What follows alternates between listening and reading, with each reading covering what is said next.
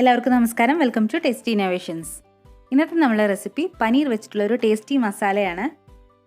അപ്പോൾ നമുക്ക് റെസിപ്പിയിലേക്ക് പോകുന്നതിന് മുന്നേ ആദ്യമായിട്ടാണ് നിങ്ങൾ ഈ ചാനൽ കാണുന്നുണ്ടെങ്കിൽ പ്ലീസ് സബ്സ്ക്രൈബ്, തൊട്ടടുത്തുള്ള ബെലൈക്കൺ അമർത്തി ഓൾ എന്ന് പ്രസ് ചെയ്യുക.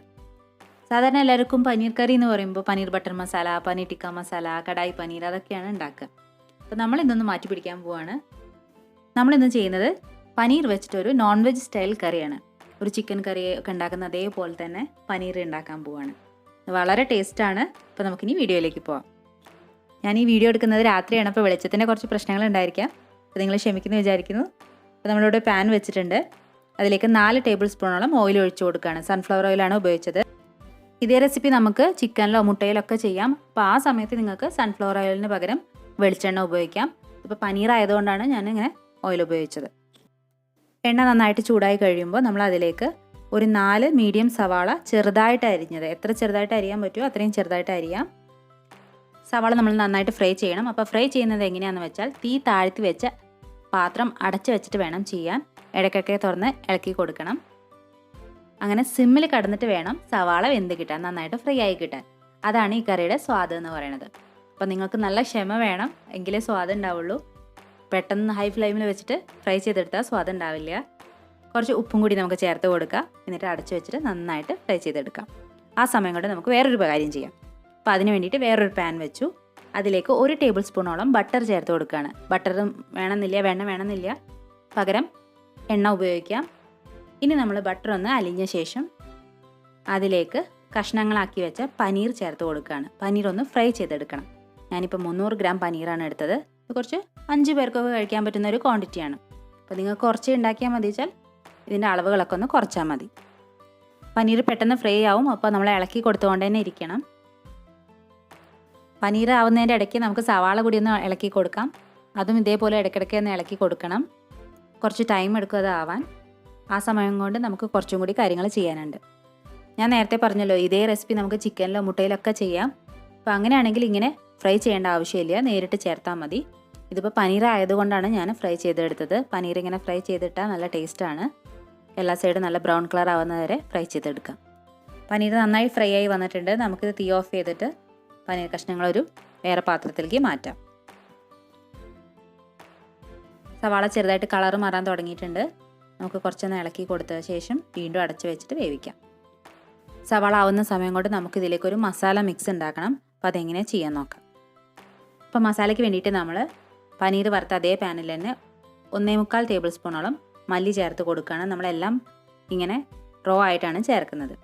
പിന്നെ അതിലേക്ക് 1 ടീസ്പൂണോളം നല്ല ജീരകം, പിന്നെ നമ്മൾ ചേർക്കുന്നത് കുരുമുളകാണ്, അത് 1 ടീസ്പൂണോളം. ഇതിൽ എണ്ണയൊന്നും ചേർക്കുന്നില്ല, ജസ്റ്റ് ഒന്ന് ഫ്രൈ ചെയ്തെടുക്കുകയാണ് ചെയ്യുന്നത്. പിന്നെ നമ്മൾ ചേർക്കുന്നത് ഒരു 1/4 ടീസ്പൂണോളം പെരുംജീരകമാണ്. നിങ്ങൾ ഇതേ റെസിപ്പി നോൺ വെജിലാണ് ചെയ്യണമെന്ന് വെച്ചാൽ പെരുംജീരകം കൂടുതൽ ചേർക്കണം. പിന്നെ അതിലേക്ക് ഒരു 4 ഗ്രാമ്പൂ, 4 ഏലക്ക, ഒരു 2 കഷ്ണം പട്ട. പിന്നെ അതിലേക്ക് മുളക്, വറ്റൽമുളകാണ്, അതൊരു 8 എണ്ണം, നിങ്ങളുടെ എരിവിനനുസരിച്ച് ചേർക്കാം. എന്നിട്ട് എല്ലാം കൂടി നന്നായിട്ട് ഫ്രൈ ചെയ്തെടുക്കാം. നമുക്ക് വേണമെങ്കിൽ ഇതിൻ്റെയൊക്കെ പൊടികൾ ചേർത്തിട്ട് ഉണ്ടാക്കാം. പക്ഷേ ഈ ഒരു സ്വാദ് കിട്ടില്ല. ഇങ്ങനെ മസാലകൾ പൊടിച്ചെടുത്തിട്ടുള്ള ഒരു സ്വാദ് അത് വേറെ തന്നെയാണ്. മസാല നന്നായിട്ട് ചൂടായിട്ടുണ്ട്. ഇനി നമുക്കിതൊരു മിക്സിയുടെ ജാറിലിട്ടിട്ട് പൊടിച്ചെടുക്കാം. കഷ്ണങ്ങളായി കിടക്കരുത്, നന്നായിട്ട് പൊടിച്ചെടുക്കണം. പൊടിച്ചെടുത്ത ശേഷം മാറ്റി വയ്ക്കാം. എന്നിട്ട് നമ്മൾ അതേ ജാറിൽ തന്നെ ഒരു 3 തക്കാളി, പിന്നെ ഒരു 6 കാഷ്നട്ട്, അത് നിർബന്ധമില്ല, ഓപ്ഷണലാണ്, നിങ്ങൾക്ക് ഇഷ്ടമുണ്ടെങ്കിൽ ചേർത്താൽ മതി. ഇതെല്ലാം ചേർത്തിട്ട് നന്നായിട്ട് അരച്ചെടുത്തിട്ട് പേസ്റ്റാക്കി മാറ്റി വയ്ക്കാം. ഇതേ സമയം കൊണ്ട് നമ്മൾ സവാള നന്നായിട്ട് ആയിട്ടുണ്ട്. ഇനി അതിലേക്ക് 2 ടേബിൾ സ്പൂണോളം ഇഞ്ചി വെളുത്തുള്ളി പേസ്റ്റ് ചേർത്തിട്ട് നന്നായിട്ട് ഫ്രൈ ചെയ്തെടുക്കാം. ഇഞ്ചി വെളുത്തുള്ളി പേസ്റ്റ് നന്നായിട്ട് മൂത്ത് വരണം, അതുവരെ നമ്മൾ ഇളക്കി കൊടുത്തുകൊണ്ടിരിക്കുക. ഇഞ്ചി വെളുത്തുള്ളിയൊക്കെ ആയ ശേഷം നമ്മൾ അരച്ച് വെച്ചിരിക്കുന്ന തക്കാളി പേസ്റ്റ് ചേർത്ത് കൊടുക്കാം. തക്കാളിയും കുറച്ച് കാഷ്നട്ടും കൂടി ചേർത്ത് അരച്ചതാണ്. ഇനി അതും നന്നായിട്ടൊന്ന് ഫ്രൈ ചെയ്തെടുക്കണം. ഇളക്കി കൊടുത്തുകൊണ്ട് തന്നെ ഇരിക്കണം നമ്മൾ. തക്കാളി നന്നായിട്ട് വെള്ളമൊക്കെ വറ്റി വരുമ്പോൾ നമ്മൾ അതിലേക്ക് നേരത്തെ പൊടിച്ച് വെച്ചിരിക്കുന്ന മസാലകൾ ചേർത്ത് കൊടുക്കുക. അപ്പോൾ നമ്മൾ പൊടിച്ച മസാല മുഴുവനായിട്ടും ചേർക്കുന്നുണ്ട്. മസാല ചേർത്ത ശേഷം വീണ്ടും നന്നായിട്ട് ഫ്രൈ ചെയ്തെടുക്കാം. എണ്ണ കുറവാണ് തോന്നുകയാണെങ്കിൽ കുറച്ചും കൂടി ചേർത്ത് കൊടുക്കാം. പിന്നെ അതിലേക്ക് നമ്മളൊരു 1/2 ടീസ്പൂണോളം മഞ്ഞൾപ്പൊടി ചേർത്ത് കൊടുക്കുകയാണ്.